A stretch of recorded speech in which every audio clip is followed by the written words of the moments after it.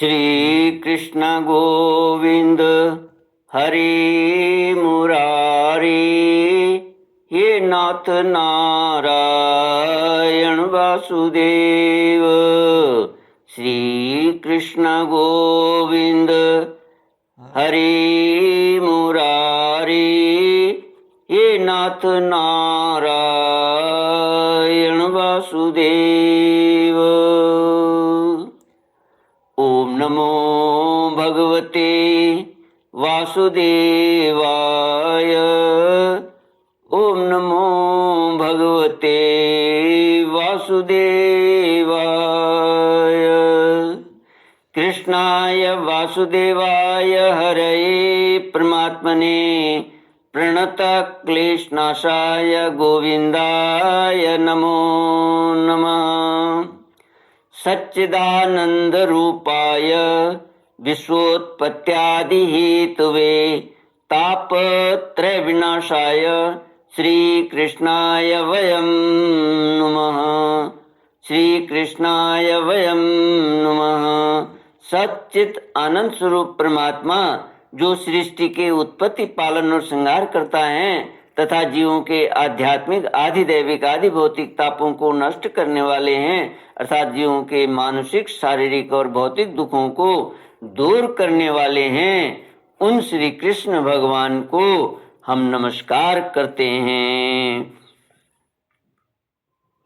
श्री कृष्ण गोविंद हरि मुरारी, हे नाथ नारायण वासुदेव।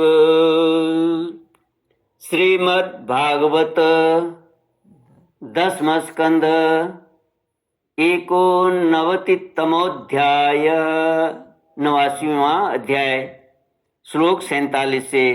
श्री शुक उवाच इति संभाष्य भगवान् अर्जुनेन सहेश्वरः दिव्यं स्वरथमास्थाय प्रतीचीं दिशमाविशत्।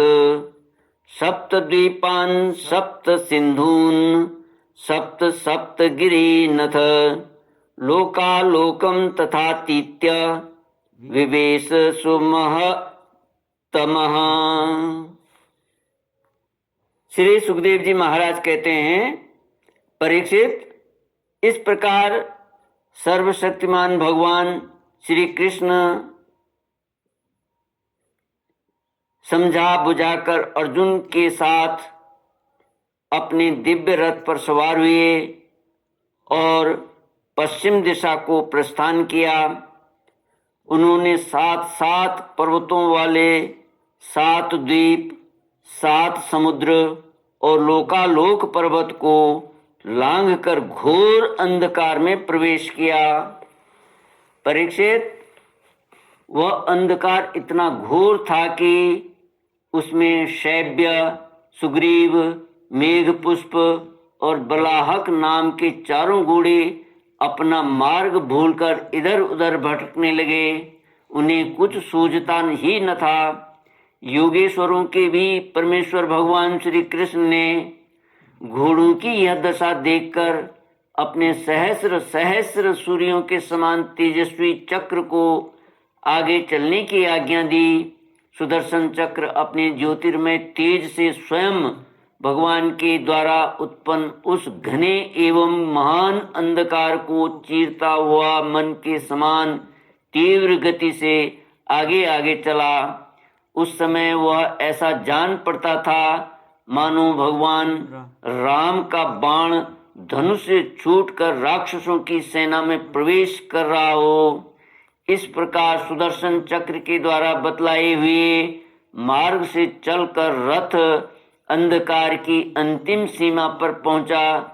उस अंधकार के पार सर्वश्रेष्ठ, पारावार रहित, व्यापक परम ज्योति जगमगा रही थी। उसे देखकर अर्जुन की आंखें चौंधिया गईं और उन्होंने विवश होकर अपने नेत्र बंद कर लिए। इसके बाद भगवान के रथ ने दिव्य जल राशि में प्रवेश किया। बड़ी तेज आंधी चलने के कारण उस जल में बड़ी बड़ी तरंगें उठ रही थी जो बहुत ही भली मालूम होती थी। वहाँ एक बड़ा सुंदर महल था, उसमें मणियों के सहस्र सहस्र खंभे चमक चमक कर उसकी शोभा बढ़ा रहे थे और उसके चारों ओर बड़ी उज्जवल ज्योति फैल रही थी। उसी महल में भगवान शेष जी विराजमान थे। उनका शरीर अत्यंत भयानक और अद्भुत था। उनके सहस्र सिर थे और प्रत्येक फण पर सुंदर सुंदर मणियां जगमगा रही थीं। प्रत्येक सिर में दो दो नेत्र थे और वे बड़े ही भयंकर थे। उनका संपूर्ण शरीर कैलाश के समान श्वेत वर्ण का था और गला तथा जीभ नीले रंग की थी। परीक्षित, अर्जुन ने देखा कि शेष भगवान की सुखमयी शैया पर सर्वव्यापक महान प्रभावशाली परम पुरुषोत्तम भगवान विराजमान हैं। उनके शरीर की कांति वर्षाकालीन मेघ के समान श्यामल है। अत्यंत सुंदर पीला वस्त्र धारण किए हुए हैं।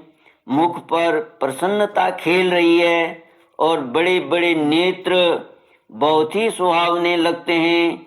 बहुमूल्य मणियों से जटित मुकुट और कुंडलों की कांति से सहस्रों घुंघराली अलकें चमक रही हैं। लंबी लंबी सुंदर 8 भुजाएं हैं। गले में कौस्तुभ मणि है। वक्षस्थल पर श्री वत्स का चिन्ह और घुटनों तक बनमाला लटक रही है। अर्जुन ने देखा कि उनके नंद सुनंद आदि अपने पार्षद चक्र सुदर्शन आदि अपने मूर्तिमान आयुध तथा पुष्टि श्री कीर्ति और अजा ये चारों शक्तियां एवं संपूर्ण रिद्धियां ब्रह्मादि लोकपालों के अधीश्वर भगवान की सेवा कर रही हैं। परीक्षित, भगवान श्री कृष्ण ने अपने ही स्वरूप श्री अनंत भगवान को प्रणाम किया। अर्जुन उनके दर्शन से कुछ भयभीत हो गए थे। श्री कृष्ण के बाद उन्होंने भी उनको प्रणाम किया और वे दोनों हाथ जोड़कर खड़े हो गए। अब ब्रह्मादि लोकपालों के स्वामी भूमा पुरुष ने मुस्कुराते हुए मधुर एवं गंभीर वाणी से कहा, श्री कृष्ण और अर्जुन, मैंने तुम दोनों को देखने के लिए ही ब्राह्मण के बालक अपने पास मंगा लिए थे। तुम दोनों ने धर्म की रक्षा के लिए मेरी कलाओं के साथ पृथ्वी पर अवतार ग्रहण किया है। पृथ्वी के भार रूप दैत्यों का संहार करके शीघ्र से शीघ्र तुम लोग फिर मेरे पास लौट आओ। तुम दोनों ऋषिवर नर और नारायण हो। यद्यपि तुम पूर्ण काम और सर्वश्रेष्ठ हो, फिर भी जगत की स्थिति और लोक संग्रह के लिए धर्म का आचरण करो। श्री कृष्ण गोविंद हरे मुरारे, हे नाथ नारायण वासुदेव। जब भगवान भूमा पुरुष ने श्री कृष्ण और अर्जुन को इस प्रकार आदेश दिया, तब उन लोगों ने उसे स्वीकार करके उन्हें नमस्कार किया और बड़े आनंद के साथ ब्राह्मण बालकों को लेकर जिस रास्ते से जिस प्रकार आए थे उसी से वैसे ही द्वारका में लौट आए। ब्राह्मण के बालक अपनी आयु के अनुसार बड़े बड़े हो गए थे। उनका रूप और आकृति वैसी ही थी जैसे उनके जन्म के समय थी। उन्हें भगवान श्री कृष्ण और अर्जुन ने उनके पिता को सौंप दिया। भगवान विष्णु के उस परम धाम को देखकर अर्जुन के आश्चर्य की सीमा न रही। उन्होंने ऐसा अनुभव किया कि जीवों में जो कुछ बल पौरुष है वह सब भगवान श्री कृष्ण की ही कृपा का फल है। परीक्षित, भगवान ने और भी ऐसी अनेकों ऐश्वर्य और वीरता से परिपूर्ण लीलाएं की। लोक दृष्टि से साधारण लोगों के समान सांसारिक विषयों का भोग किया और बड़े बड़े महाराजाओं के समान श्रेष्ठ श्रेष्ठ यज्ञ किए। भगवान श्री कृष्ण ने आदर्श महापुरुषों का सा आचरण करते हुए ब्राह्मण आदि समस्त प्रजा वर्गों के सारे मनोरथ पूर्ण किए। ठीक वैसे ही जैसे इंद्र प्रजा के लिए समयानुसार वर्षा करते हैं, उन्होंने बहुत से अधर्मी राजाओं को स्वयं मार डाला और बहुतों को अर्जुन आदि के द्वारा मरवा डाला। इस प्रकार धर्मराज युधिष्ठिर आदि धार्मिक राजाओं से उन्होंने अनायासी सारी पृथ्वी में धर्म मर्यादा की स्थापना करा दी। श्री कृष्ण गोविंद हरे मुरारे, हे नाथ नारायण वासुदेव।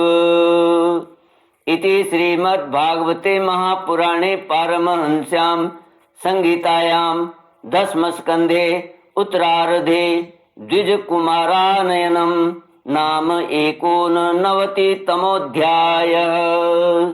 ॐ पूर्णमदः पूर्णमिदं पूर्णात् पूर्णमुदच्यते पूर्णस्य पूर्णमादाय पूर्णमेवावशिष्यते। ओम शांति शांति शांति। हरि ओम। श्री गुरुभ्यो नमः। हरि